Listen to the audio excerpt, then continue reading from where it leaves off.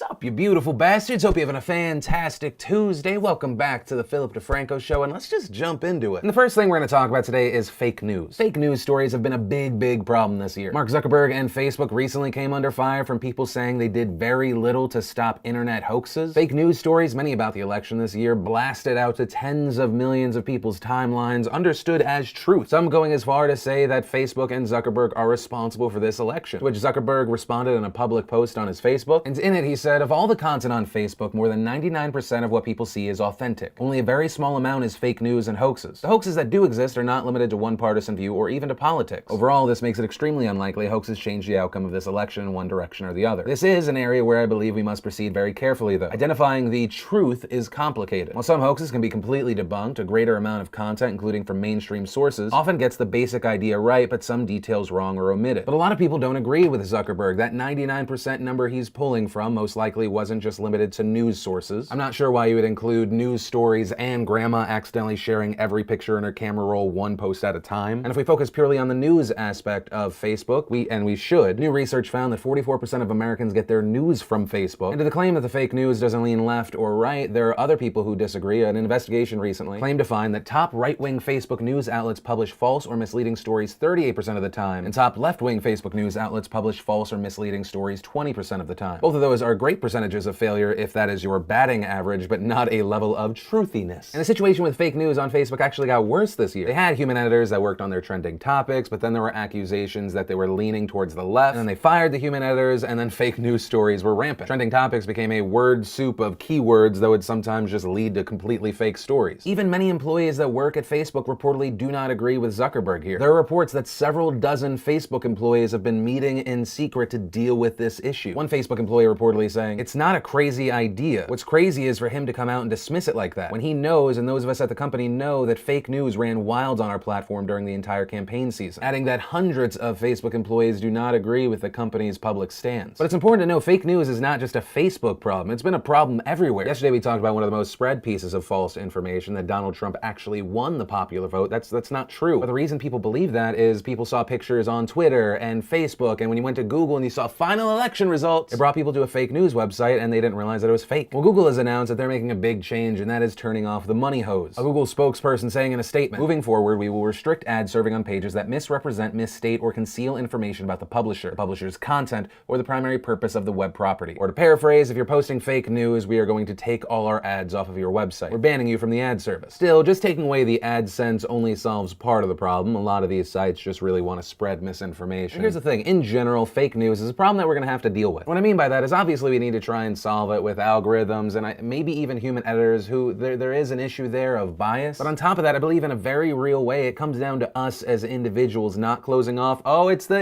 DeFranco word of the last fucking 6 months. Conversation. If you blocked someone or unfriended someone during this election, you may have actually done yourself a disservice. I've seen a small amount of decent conversation from both sides online. I've seen a lot of garbage from both sides on my Facebook timeline. I managed during the entire election to only unfriend one person, and it was because he brought his kid into it. I won't go into details, but it'd be like if I taught my 2.5-year-old son Trey to say, "Grab him by the pussy." I mean, granted, one, small children cursing, hilarious. But two, when you bring the kids in it feels like you're just brainwashing them. I don't know. And even there, I'll most likely go back and friend that person because it's important to have a conversation. If someone on the left or someone on the right posts a fake news story, you can be there to be like, "Hey, actually, I just saw this thing that proves that it's fake. Thought you might want to know." Obviously, it's Facebook. The conversation's not going to be that nice, but you could try. But if we keep closing these doors and burning these bridges, we're just going to lock ourselves in our echo chambers and think that we're right and this is the only life that actually is real. Like I said, even with that one old friend, I went against that idea. It's important to look at ourselves and see, even if to a small degree, we are guilty of the things we don't like. And that's where I'm going to end that story, but I do want to end it with a question. In addition to my show, where do you go for news? Do you ever go to a place that you go like, oh, I hate them, but I want to see what they're saying, their point of view? I'd love to know. Also, do you think there ever will be an effective way to find out what is a hoax and what is not? I don't know if it's possible. And from there, I want to share some stuff I love today, and today in Awesome, brought to you by DeFrancoUglySweater.com. The Have a Great Frackin' Holiday shirt is now available in censored, uncensored, and also with no text form. I saw that was a last-minute request from a bunch of you. Pre-order is available for 1 week only. It ends midnight on the 22nd. And it's all just in time and perfect for your ugly Christmas sweater party. So grab one while you can. And the first bit of awesome, I just gotta give a shout out to our friends over at Rooster Teeth. They did an Extra Life charity live stream. That money goes to support the Children's Miracle Network hospitals. They raised through donations, poster sales, t-shirt sales, over $850,000 for charity. It's badass, and I just had to show some love to a big group that's doing big things. And if you're someone that's excited about those Nike self-lacing shoes, I want them on my feet now. You're gonna be so pumped or heartbroken. Nike has announced their new Hyper Adapt 1.0 self-lacing sneakers. They are releasing on December 1st, which happens to be my birthday. All the people I know that are like, Phil, you're so hard to buy for, hint, hint. Although whether you're my friends or someone that wants to get these, you might want to crowdfund them because reportedly they are going to cost $720. So get excited for some Nike self-lacing shoes if you can afford to burn $720. And $720 isn't even going to be accurate because these are going to get picked up by scalpers in a second. Example, I had a teammate pick up these Snapchat spectacles. They're okay. But because pretty much no one can get them at this time, they've been going on eBay for like $2,500, $5,000. Same with the Nintendo Classic. It was what, $60? I saw that being sold on eBay for $250. So I guess the main point, expect to see these shoes on the feet of YouTube vloggers. Then we got a brand new trailer for Patriots Day, i.e. Mark Wahlberg makes us cry for 90 minutes. And then we got a video from those beautiful bastards over at Sneaky Zebra, some of the best cosplay epically shot at BlizzCon this year. And remember, if you want to see the full versions of everything I shared, the secret link of the day, anything at all, links as always are in the description down below. And then I want to talk about the story. You might have already seen the video. There was a protest at Ohio State. They were there protesting Donald Trump. There's a guy on the horn talking to the crowd, and then this happened. Compromise. Idiot!